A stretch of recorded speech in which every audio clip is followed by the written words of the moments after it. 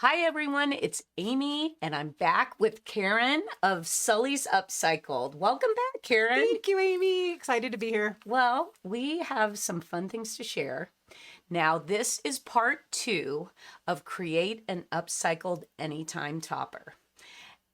Karen visited me a while back and we looked at some wonderful thrifted fabrics, keepsakes, items that you might find in a drawer that could be made into the anytime topper. Things you'd never think of. Right, right. So we're here today to show you what Karen created and also give you some tips and techniques as to how to work with different textiles, different sizes, and different substrates that you might come across that you'd like to make one of our anytime toppers out of. So I thought first, Karen, we'd show everyone your finished toppers that we're going to talk about today. What do you Good think? idea. Get straight to it. We're going to go straight to it. So here we have the scarf, the quilt block. Well, that's an embroidered quilt top. Quilt top. Yeah. The bed sheets, vintage bed sheets wow. are beautiful. Yeah, yes. Those were fun, made up. And then this is the lace topper. This is my daughter, Emma, by the way, modeling for us. Cutie. And she, on the far photo, is wearing the same topper that you're wearing, Karen, that is made from a lace tablecloth. Yep. So these are all of the various anytime toppers we're going to talk about today. Remember, this pattern is available by PDF, or you can find it at a local quilt shop. So Karen, here is a up-close view of that upcycled scarf that you created. And I love the color. I love the drape. It's sheer. Tell me a little bit about some things you learned when you were working with this scarf, or what people might want to know about if they find a scarf they want to make an anytime topper out of. I go through all of the places in the thrift store, and I always make sure that I stop by the scarves because there's so many opportunities with scarves. The one thing that you do have to keep in mind, though, is that they tend to be a little on the more narrow but long. Okay. And so to work with that is some finagling, but it's definitely doable and worth it because they're so beautiful. So as I was cutting it, I noticed that the edges frayed pretty easily, the unfinished edges. So I thought, well, I need to probably serge, and that's what I did. And you don't have to, if you don't have a serger, you could always do a zigzag stitch as well, but it kind of helps the edges from fraying. Mm-hmm. And that was really probably my biggest tip on this. Okay. And did you ever, I was thinking too, you could not only zigzag, but then stay stitch it before you Absolutely. did the final seam? Absolutely. Good idea. And then what about the pleat? You mentioned something yes, because you had to do. Mm-hmm. So the pattern calls for measurements, but those measurements are not something that you have to completely stick with. That's the beauty of your pattern, is that you can adjust things so that you can use the beauty of the textile that you're using. And I wanted to be able to use the entire pattern and show what it could do. So I just reduced the size of the pleat a little bit so that I could get some more width, and it worked out perfectly. Oh yeah, there you go. And there you can see where Emma's holding the width. So that was the width that the scarf started at. Right. And then so you were actually using the finished hems on the side of that scarf. On some of the edges, yes, I did. Okay. Yes. And it was so nice to have those tassels. What a nice little detail. So looking for scarves the treasure hunt for the scarf can be so much fun. There's so many different opportunities and different types. Yes. Well, and I think about various sizes, like even something that's like as big as a pashmina could be used for this pattern. Mm-hmm. But in that case, you'd have a longer version. Yes. And another one that we recently made up into the anytime topper, I think, was like a wool challis. Oh, I'd love to see that. You want to see that one? I'd like to see Okay, that. Let's take a look. So there it is. Oh, pretty. And you can see how it's a little shorter actually than the one that you made, Karen. And I love this pattern because it's so versatile. It's so comfortable to wear, and you can go from something formal to something super casual. So speaking of casual, so another scarf that I love to work with is a bandana. And and I'm wearing some bandanas, a bandana anytime topper. The bandanas come in different sizes. So again, you're gonna potentially usually need to seam your bandana up the back. But whether you have, like the one I'm wearing is a little longer, but I have one I want to show you that's a little shorter that's made from vintage bandanas. Here it is. This is the upcycled version.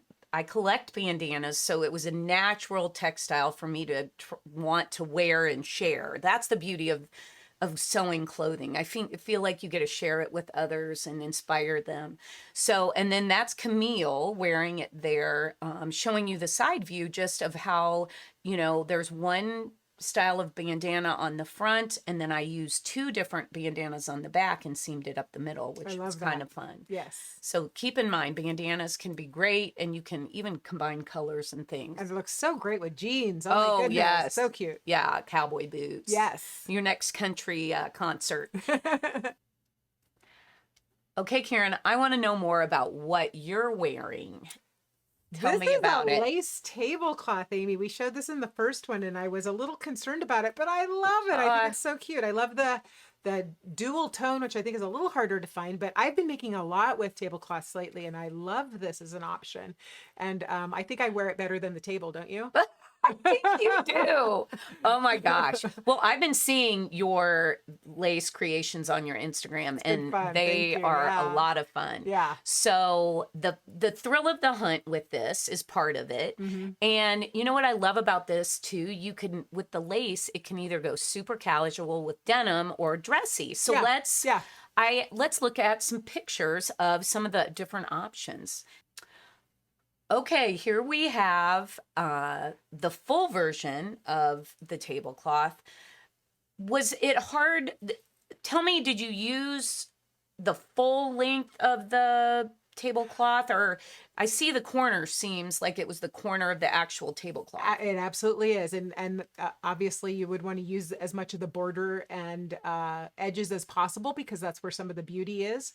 And I did use a serger on this. Again, I think a serger would probably be best on an upcycled lace tablecloth. Okay. I also, as you can see, did a French seam. If you don't know how to do a French seam, though, you do not need to do a French seam, although I recommend it. It's nothing to be scared of. It's really simple, and it gives it a more formal finish, I believe. So, yeah. I love that. Yep. And there you can see the version we did previously was a Quaker lace, where we didn't have the two-tone like yours is. Yes. And again, this just shows you how the formal look can happen. And I love the way you see the turquoise through that lace. Isn't that beautiful. a beauty? Yep. Now let's talk about the quilt top, Karen. You know how much I love quilts and collecting wonderful textiles. So this is quite a treasure that you found. This was one of my favorite finds. Yes, I've never seen one and haven't seen one since. It's a quilt top. So there are quilt blocks, but it has a lot of hand embroidery. Yeah. Lots and lots and lots of hand embroidery to it. It's wonderful. Okay, let's take a look at the finished version. There it is. And you can see just the fun casual look there that, again, Emma is wearing. And I can see, tell me about how the placement, because it looks like you have things very well matched down the front. Amy, this is a super quick, easy sew. The whole anytime topper is, but this is one that I did spend extra time on to make sure that I fussy cut it, or looked for the design to match up well. And I think I did a pretty good job. I think you did a fabulous job. And I noticed on the back that you had a seam down the back. So tell me about that. Yeah, that seam was part of a block that was actually in the quilt when I purchased it. I just thought it would be kind of wonky if the seam was off center. I see what you, it belonged down the middle of the back. Belonged down the middle because it looked more perfect on purpose. So I Yeah, didn't know it was if it easy. was, yeah, if it was already something you added or it was already. And that's something like with those bandanas, like the perfect place to seam. If your if you don't have a back piece big enough, put a seam down the center and Right, then you'll have right. the size of fabric that you need. Yeah. But I just love the cross stitch and look at those wonderful little French knots that Yes. are the detail. Yes. And there is, so this is where the placement was along the bottom of the front. And you Right. can see you centered. And I see what you're saying that I wanted to fit as much of the pattern in as possible because it was just so, the such a, artist spent so much time on this, the original oh artist. yeah. We brought it to fruition. It might not be a quilt like they intended it to be, but I think we did it well. Yes. Yeah. It'll have new life and it'll be appreciated. Absolutely. So speaking of giving textiles new life, this one might be my favorite that you created. Well, you wouldn't think about giving new life to bed sheets, right? Right? But there are so many fun bed sheets out there, mostly vintage ones like this one. It's so Yes. cute. And the beautiful thing about bed sheets is usually they're not terribly expensive, number Right. one. And number two, there's so much fabric. Right. Which is There's great. This you. is look how much we have left over still. Oh wow. Yes. And Even after you made the pajama bottoms yes, too. we made more than just so a excited topper about for it. this one, yes, which I think is so cute. Yeah. So let's take a look at the combination of the topper with the coordinating pajama pants. So cute. Isn't I love that this. fun? I adore this. I'd be and wearing that all day, all day.